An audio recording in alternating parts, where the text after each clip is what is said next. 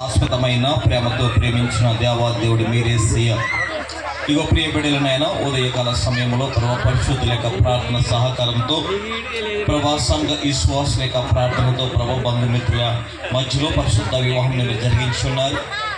ఇక సాయంకాల సమయమందు రిసెప్షన్ కార్యక్రమంలో మీరు ఉన్నందుకు వందనాలు. ఇంతవరకు మీ సేవకులైనా నిలబడి అందించిన వర్తమానం బట్టి వందనాలు. ప్రభా యవనులు దీని చేత తమ నాటక శుద్ధపరచుకున్నైనా అనుదినముని వాక్యమును జాగ్రత్తగా చూచేత తండ్రి. ప్రభా వాక్యము వినుట ద్వారా హృదయంలో పెట్టుకోవడం ద్వారా నడవడులు మార్చబడతాయి. ప్రభా వివాహం ద్వారా జతపరచబడిన బిడ్డలు నూతనమైన జీవితంలో అడుగుపెడుచుండగా గృహ వ్యవస్థలో మీరు అడుగుపెడుచుండగానైనా ఆ గృహాన్ని వీటిగా కట్టుకోవాలి. మీ జ్ఞానమును దయచేయండి.